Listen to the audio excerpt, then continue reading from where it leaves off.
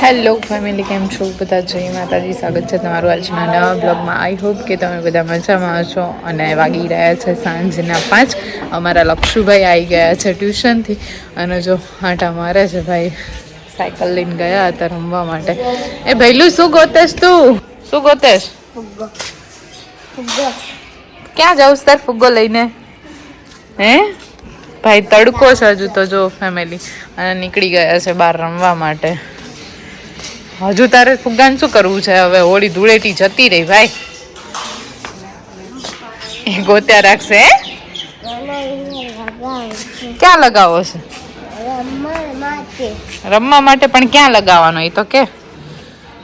સાયકલમાં એટલે અવાજ આવે. લગાવો એટલે અવાજ આવે? ક્યાં લગાવવાનું? અહીંયા બાંધી દેવા. જબરા ભાઈ હો. લક્ષુભાઈ ની આ વાતોથી મને છે ને અમારું નાનપણ યાદ આવી ગયું. અમે તે સાયકલમાં આવું બધું કરતા એટલે ઓલું ફટફટ ફટફટ અવાજ આવતો.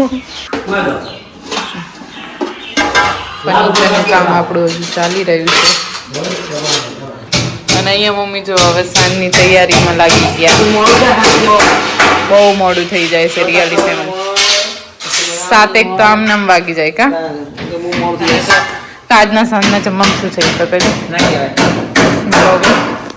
હું તમને બતાવી દઉં ફેમિલી. આ છે, એના ઉપરથી તમે થોડો આઈડિયા લગાવી દેજો.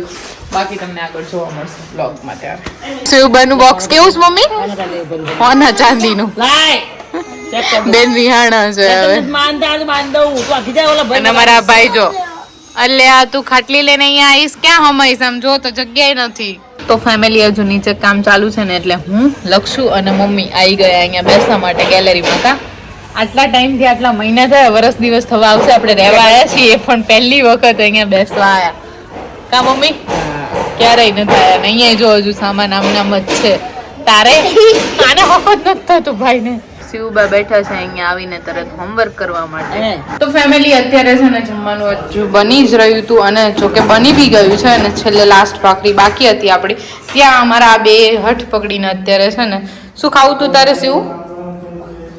પાઉંભાજી. એટલે જો બંનેને પાઉંભાજી લઈને ખવડાવી છે હવે. પણ જીદ બહુ કરે છે ને મમ્મી આ બે જણા.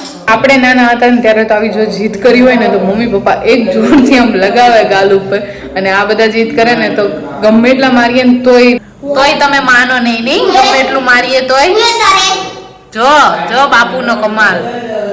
ડોન હોશિયારી. લો લો આટલામાં એક બે બાજુ માંડ્યા જો. બાબા હા બંધ કરો.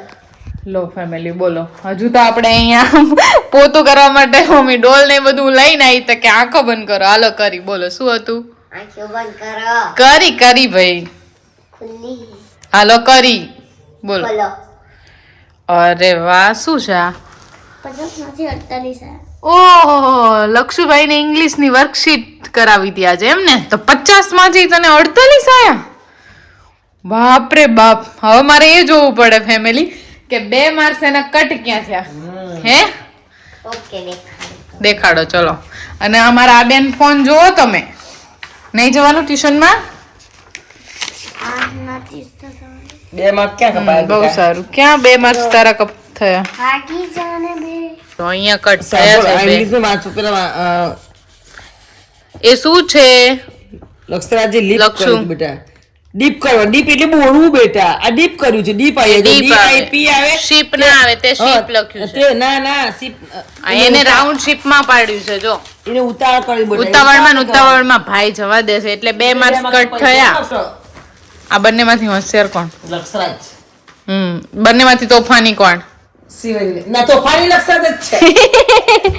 અને બંનેમાંથી ડાયું કોણ? ડાયા તો બી ડાયા છે પણ છે ને આ ભણવામાં લક્ષણ તો કેવું પડશે? ભણવાનું હોય ને હોમવર્ક હોય એટલે પૂરું કરે છે ઉઠે જ દઈએ. અને શિવને કેવું ખબર? શિવને રડવા માંડી ઓલી. કોઈ જો આ બધું ચાલુ હોય એનું. રડવાનું ના હોય એમાં શું હવે? એ રડવાનું ના હોય બેન. સંભળાઈશ નહીં. સાચી વાત એ જોઈન્ટ ફેમિલી અમારા ઘરમાં આવું હાલતું હોય પણ તમે અમારા બ્લોગ જોવો છો કન્ટિન્યુ એટલે તમને ખ્યાલ હશે કે હા સૌથી વધારે ડાયું કોણ અને સૌથી વધારે મમ્મી લખતું નથી કહે એ જ છે પણ તમને કોણ લાગે છે સૌથી વધારે ડાયું ને સૌથી વધારે તોફાની એ જરા કોમેન્ટમાં કહેજો. ચલો ત્યારે ફેમિલી કેવું લાગ્યું અમારો આજનો બ્લોગ અને બ્લોગ ગમ્યો હોય તો તમને ખ્યાલ જ છે ફટાફટ શું કરવાનું છે તો જલ્દીથી કરી દો ચલો અને ચેનલ પર નવા હોય તો ફટાફટ સબસ્ક્રાઇબ પણ કરી દેજો અને બેલ આઇકન ઓન કરજો એટલે અમારા અવનવા બ્લોગ છે એ તમને મળતા રહે. તો મળીશું આપણે ફરીથી નવા એક બ્લોગ સાથે ફેમિલી આવતીકાલે. ત્યાં સુધી જય માતાજી.